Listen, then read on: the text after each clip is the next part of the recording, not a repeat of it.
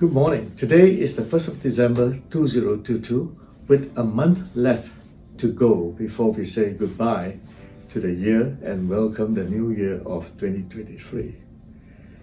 As we embark on 2023, we are entering into the fourth year of the 2020 decade. And there are many things to think about, and I'll take this opportunity to reflect on three major points, and in each of the points, I will illustrate further with three further subpoints. Let me start with the first.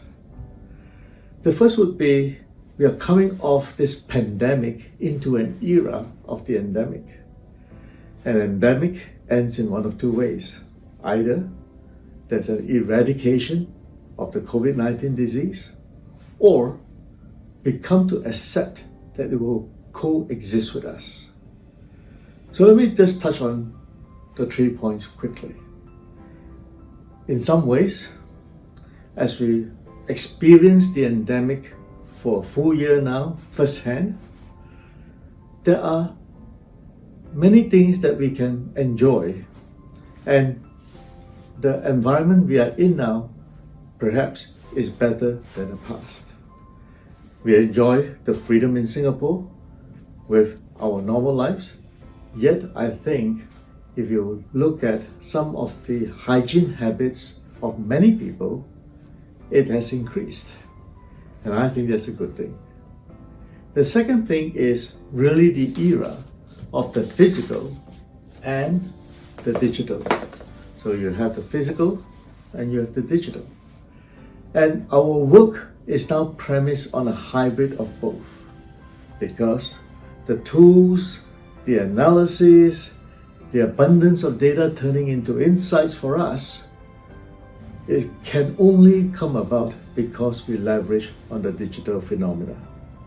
However, in the physical, the ability to apply judgment and derive wisdom from the digital capabilities that we have makes us all better and hopefully good decision making and better decision makers. Hence, benefiting our work and also the employers at large. Thirdly, this year 2022 is a time of closure for ORMC as it finishes its first journey of transformation. We started this journey in 2020, and we are privileged that in the past 2 weeks, we did an external review, and including introducing an advisory panel to advisors for the new agenda.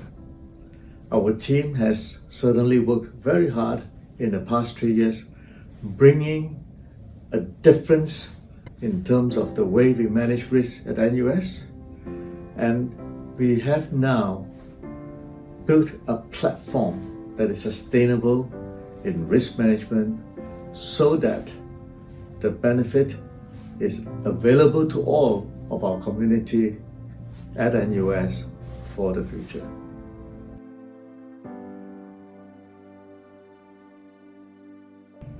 I'd like to talk about my second point, the present and the future. But first up, let me share a little experience last Saturday morning. I was out on the streets, going for my breakfast at about 7:45 or so, and it was a very gloomy, dark morning. Dark clouds were above me, and in an instant, the sun came out and shone through the dark clouds. But at the same time, there was still a drizzle, and raindrops kept falling on my head, as they say, and the cool breeze set in. It is a moment where you experience three different dimensions of the weather at the same time. The future is very much like this. There's uncertainties everywhere. People are predicting economic gloom. Yet some of my colleagues or my clients that I do provide some consulting are gangbusters in their growth in terms of business. And the mixture of realities is with us going forward. So amidst the many challenges that we have, some of these are what I call wicked problems, complex problems that yet have a permanent solution or the solution in the making. There are still opportunities to tap in and benefit. One needs to keep an eye on the horizon to keep scanning for the opportunities so that you focus on the opportunities while you spend some time mitigating those negativities around you. So geopolitics and societal risk is my second sub-bullet point in point number 2, whereby they will be around us for a long while yet. The world has many challenges in geopolitics, national policies, regional policies, nationalism, democracy, and socialism are the different angles by which different agendas are being experienced in the world we live. At NUS, we spent a year thinking about geopolitics, and we now have a framework to address the many concerns, particularly on geopolitics in higher institutes of learning or institutes of higher learning.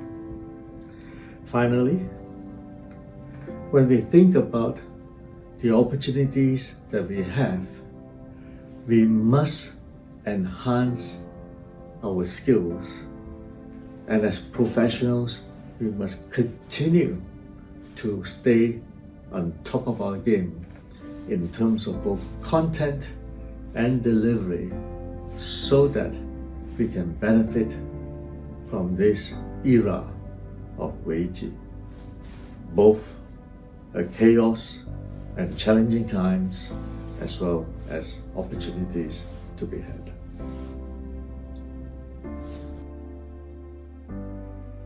I come now to the third part of my message this morning. I'd call it 2023 Matters. So you can interpret it in two different ways. Either 2023 does matter, or I'm talking about the matters of 2023. In this fourth year of the new decade that started in 2020, I want to bring home the first point about individual accountability in collective teamwork. I like to remind my colleagues and myself that as a professional and as an employee, our individual accountability is very important whilst we work in teams and collaborate across teams. That individual accountability must never be lost. I've seen situations whereby a group of us will be in discussions and then some may actually just sit and not contribute as much. And I like to remind all of us that we do need to make sure that the synergy of team does produce more than its collective individual accountabilities. And that is what I would call high performance team would contribute. Second bullet point that I want to talk about is about new contributions. As we have had two very drastic years of disruptions, entering into a hybrid environment, and now into the second year of the endemic, it is about reflecting the past 3 years and thinking what new contributions we can make personally, professionally, and to the practice, what I would call the 3 Ps, against the matrix of work, workforce, and workplace. That, I think, is the platform idea that we have crafted for intelligent risk and safety. And I encourage all of us, including myself, to think through each of the 9 boxes and think about the new contributions we can make in each of those dimensions. Third, but not least, is to ensure that we create impacts that matter. So in the area of social corporate responsibility or corporate social responsibility, the word sometimes gets jumbled up back and front.